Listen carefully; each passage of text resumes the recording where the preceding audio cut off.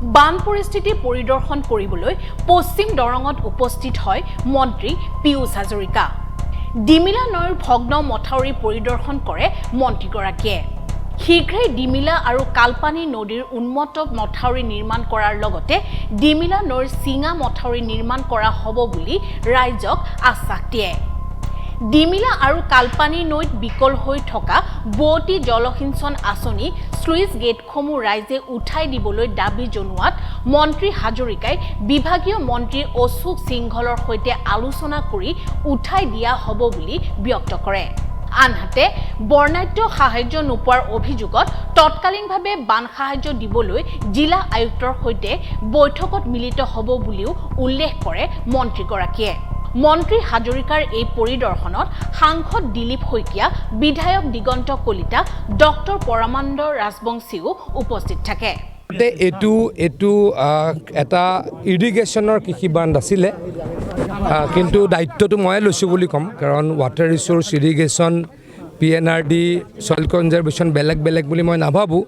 চৰকাৰ এখনেই, কিন্তু হয় ক'ৰবাত ব্ৰিজটো কেতিয়াবা হয়, কাৰণ মাটিৰে মথাউৰি, কিন্তু আমি ব্ৰিজসমূহ যাতে কম হয় তাৰ কাৰণে চেষ্টা কৰিছোঁ। আগতে বছৰত 40টা ব্ৰিজ হয়, এতিয়া 15টা 17টা হোৱা হৈছে। গতিকে আগতকৈ ক'ৰবাত নহয় ক'ৰবাত কিছু কাম কৰিবলৈ সক্ষম হোৱা বুলি মই অনুভৱ কৰিছোঁ। এটা কথা ৰাইজক মই আশ্বস্ত কৰিম, যিটো মঙলদৈৰ শাকতোলাত মথাউৰি ছিঙিছিল, আমি লগত কাম কৰি দিলোঁ। এতিয়ালৈকে ব্ৰিজ ফিল আপ হৈয়ে গ'ল। আজি 4 দিন আগতে ব্ৰিজ হৈছিলে, পৰহি হৈছিলে, পৰহি তাৰ আগদিনা, আজিলৈকে ব্ৰিজ ফিল আপ হৈয়ে গ'ল। গতিকে আমি যিখিনি কৰোঁ আমি পূৰ্ণ গতিত কৰোঁ। এইটো যিহেতু ডিচিশ্যন আমি ল'ব পৰা নাছিলোঁ, কাৰণ এইটো ইৰিগেশ্যনৰ আছিল। মই ইয়াতে ডিচিশ্যন ল'লোঁ, ইৰিগেশ্যনৰ হ'লেও এই ব্ৰিজটো ৱাটাৰ ৰিচোৰ্চে ফিল আপ কৰিব, কালিৰ পৰাই কৰিব। কালিৰ পৰা ইঞ্জিনিয়াৰক কাম কৰিবলৈ মই নিৰ্দেশ দিছোঁ। ডিমিলা আৰু কালপানী নদীত বহুত উন্মুক্ত অৱস্থা। মই অহা মঙলবাৰে 11:30 বজাত মোৰ জনতা ভৱনস্থিত কাৰ্যালয়ত এখন সভা অনুষ্ঠিত কৰিম। দৰং আৰু কামৰূপৰ বানপানী যিখিনি সমস্যা আছে, এই সমস্যা কেনেকৈ সমাধান কৰিব পাৰোঁ তাৰ কাৰণে নিশ্চয়কৈ আৰু যদি কিবা কৰিব লগা আছে, আৰু মথাউৰি কৰিব লগা আছে, দৰঙৰ ৰাইজ আমাৰ কাৰণে অত্যন্ত শ্ৰদ্ধাৰ। গতিকে মই বানপানী হ'লেই লগতে আহোঁ, কিন্তু মই এই 2 দিন আপাৰ আছামত আছিলোঁ। কালি ৰাতিহে মই ধেমাজিৰ পৰা আহি পাইছোঁ লখিমপুৰ হৈ। গতিকে মই নাথাকাৰ কাৰণেহে মোৰ এদিন অহাত 2 দিন দেৰি হ'ল। মই গুৱাহাটীত থাকিলেতো ইয়াত আহিয়ে গ'লোঁ হয়। গতিকে দৰঙৰ ৰাইজৰ অসুবিধালৈ কেতিয়াও আমি কাপন্য কৰা নাই। যিখিনি সমস্যা সমাধান কৰিব পাৰোঁ পূৰ্ণ গতিত কৰিম।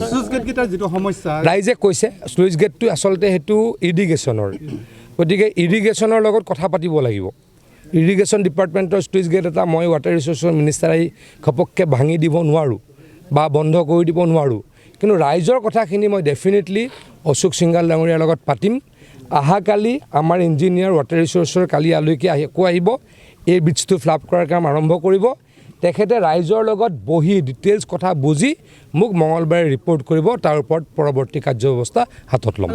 জয়ন্তীপুৰত যিটো চুইচ গেট আছে তাতে কৰ্মচাৰীও নিয়োগ কৰা আছে। পাণ্ডাঘাটত যিটো ৱাটাৰ ৰিচোৰ্চৰ চাওক, ক'ৰবাত টেকনিকেল ইছ্যু আপোনালোকে কেতিয়া ঠিক আছে, মই যদি কৰি আছে চেষ্টা কৰি দিম। মই টেকনিকেল ইছ্যু কেতিয়াবা হয়, যিমান কৰিবলৈ চেষ্টা কৰিছোঁ। মই কৈ গ'লোঁ, আমিতো অসমত মুখ্যমন্ত্ৰী ডাঙৰীয়াই 150 কিলোমিটাৰ মথাউৰি অহা বছৰ বনাবলৈকে মোক নিৰ্দেশ দিলে। অসমত 300-350 কিলোমিটাৰ আৰু উন্মুক্ত মথাউৰি আছে, মানে মথাউৰি নথকা ষ্ট্ৰেচ আছে। 300 পৰা 350 হ'ব।